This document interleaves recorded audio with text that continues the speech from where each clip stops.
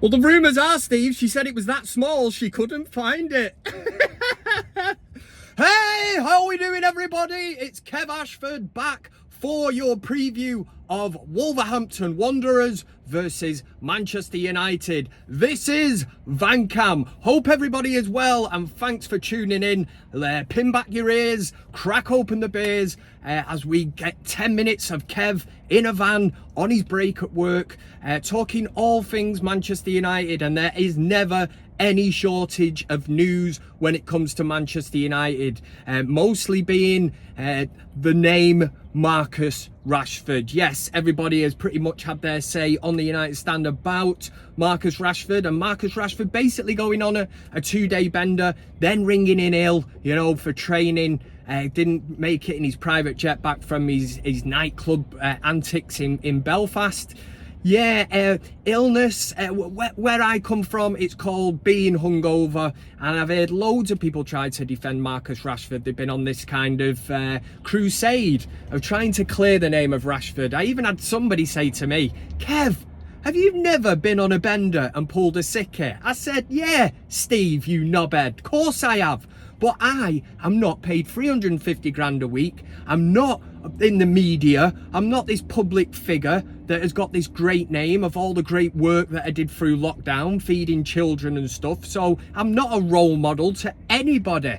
So please, how can you compare the two? I've heard a lot of nonsense as well, people saying that Wayne Rooney, even going back to the days of George Best, Paul Gascoigne and this and that. Listen, if it is a problem and it is an issue, I'm sure Manchester United will look at this, but obviously the woman that was involved in this clip that served him in the bar, is it Sarah Adair? You know, she was there, and she give it a bit of context, because up to the point of seeing the nightclub kind of CCTV cameras and the footage that come out, people were trying to back Marcus Rashford. So as much as it is a bit of a shithouse move, especially selling your story to the Sun, who you wouldn't even wipe your ass with that newspaper, but to sell your story, it give a bit of context. And for not 1 minute do I not believe what this woman was saying, Sarah Adair. She was like, sure he was drinking tequilas all night, hey.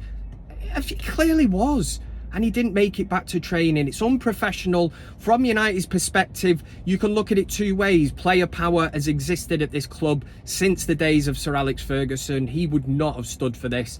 And people look at it and try to say, look at what's happened to Jadon Sancho. Well, Jadon Sancho didn't apologise. It looks like Marcus Rashford has had, you know, intense showdown talks with the manager, Ten Hag, and he has backed down and apologised. So some people want to draw the line under it. I agree with that, but we've got a massive game coming up against Wolves in the Premier League, and for me, you do not start Marcus Rashford. You make an example of him. I don't care, you know, any walk of life or whatever, even business you're in. He has disrespected the fans, the manager. He's disrespected his teammates, and for that reason, it sends out the wrong message if Marcus Rashford was in the starting 11 against Wolves. But obviously, listen, I want to pretty much leave it back, you know, there now with Marcus Rashford. I don't agree. I've even heard Goldbridge on, you know, and I think Goldbridge was quite level-headed. He was probably trying to see it a bit from the player's perspective. You know, he's sitting back, and for me, it's... honestly, I'm at the point with Marcus Rashford. It's happened far too many times. The word disrespect I use, I do not use it lightly. And I hope that maybe the club are just trying to protect the asset, the money that Marcus Rashford is worth, trying to brush it under the carpet. And maybe then in the summer, they look at a player that is bang out of form, that really has believed his own hype, believes he's actually better than what he is. He's the highest paid player at the club. He's not even the best player at Manchester United. So maybe in the summer there will be movement. Ineos might look at this. They might want to crack the whip, make an example. And for me personally, I would get rid of Marcus Rashford. But as this video is not actually live, it just goes out on a match day, get your comments in the comment section. Let me know exactly what you think about Marcus Rashford. And as I always say, show your appreciation for Vancam by fingering that like button. Oh yeah, give it a good old finger blast, and that shows your appreciation. Most recently, we have just played Newport in the FA Cup. By God, did we make hard work of that. 2-0, absolutely cruising. And then this kind of unprofessional take, I would say, kind of children's football. We've all played in them games where we take a 2-0 lead and the floodgates, you sense blood and you think they're going to open. And Bruno Fernandes alluded to this in his post-match press conference, the kind of words that he come out with. He said that Manchester United, they got the impression that everybody wanted to get on the score sheet. And I'm always a firm believer. I've always been taught that even if you go 2-0, 3-0 up against the team, when you're running back to the halfway line, you reset and you get back in the zone. You say, reset, it's 0-0, we go again. And that's what top teams do. You have to have that mindset. And we don't have that mentality. I felt sorry for Højlund. Højlund, my brother, he's making the movements. He's making the moves, he's getting in the right positions, and you've got the likes of Garnacho getting a bit giddy. Yes, he hit the crossbar against Newport, but you look there and you've got Bruno Fernandes, you've got Højlund, they are queuing up, and the top teams are ruthless with this. They're not pissing about trying to, get their own stats up. I want to get a goal for myself. It's all about the team, and that's what Manchester United need to start getting, this kind of mentality into their brains, where you just pass. If somebody's in an easier position and they've got a tap in, you do not go for the glory. It's been one of my main criticisms of Marcus Rashford. I was saying this last season, even when he was putting in the goals, there was some instances where you just felt if he'd have chose the better option. And it's come to fruition this season, because so many times he is choosing the wrong option. But Wolverhampton Wanderers, that's the one we are looking ahead to, and it was great against Newport to see what I would say is increasingly becoming Manchester United's probably strongest 11 on paper. We've seen Casemiro, what am I saying that? Casemiro, what is wrong with me? Yeah, our Brazilian hero, Casemiro in the midfield with Kobe Mainoo, which is something that I've been banging my drum about. I've wanted to see it for so long.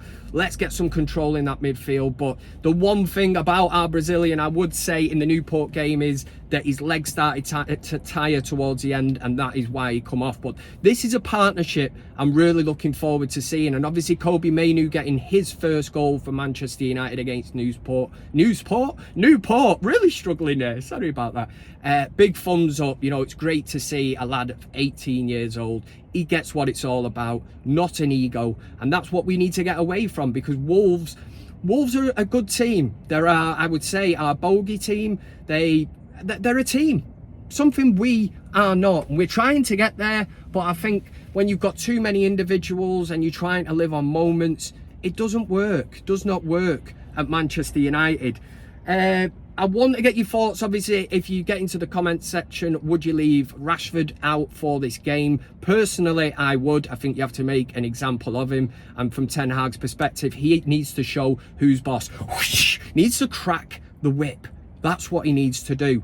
Also, we have the conundrum of Andre Onana, who's had an absolute nightmare at the African Cup of Nations. He's coming back, but against Newport, Binder didn't do much wrong. I don't think he could have done much for the 2 goals. So again, Binder, I think he keeps his place. Onana decided to come out of retirement. He decided to go away to the AFCON. Yes, he stayed for the Tottenham game, but I don't think he should have been in that then. I think Ten Hag should have foreseen this. Cameroon could have gone a lot further than what they did, but he is coming home. And for me, again, you need to lay down a marker here and say, I'm the boss. If it's not broke, don't fix it. And we're gonna go with Binder. We're gonna go with him in this game. And it gives Onana something to think about. I think for far too long this season, he has been unchallenged. He's in a really vital role at Manchester United. So give him something to think about. Play for his place. He's solely responsible, really, for Manchester United exiting the Champions League. We're talking about a keeper who's literally throwing the ball into his own net. And fans, a bit like myself, I'm questioning the decision of Eric Ten Hag making this keeper change so early. Maybe David De Gea could have done a job for another season, and that money could have been spent better elsewhere. The other one, team news, Mason Mount is not available. It's not really news, it's just the norm at the minute, but I am looking forward to him getting back because it's a really interesting one to see where he will fit in at Manchester United. But the big guns are back. Lisandro Martinez hopefully will partner next to Rafa Varane, which was so good last season. Everything United did well last season, them two were the benchmark at the back. Shut up shop. Nobody's getting past us. Luke Shaw back as well. Divides opinion with the United fan base. Don't get that one really, but it's great to have so many players coming back because we have not played a full 90 minutes in this Premier League season that has been convincing. It's not good enough. As Gary Neville says, we're Manchester United. We bloody well are, Gary. You tash-faced bastard. Yeah, sorry, Gary, if you're watching. You won't be, anyway. What I wanted to say is, any comments you've got, make sure you throw them into the comment section, because one thing I do is take me time to go through and read them. So you'll notice that I might like some of them I might attack you, because you might say I look like Lee Mack and who's this ugly fella, and I've got my right to defend myself. And for United against Wolverhampton Wanderers, come on! Oh, bit high. Come on, United! You're high!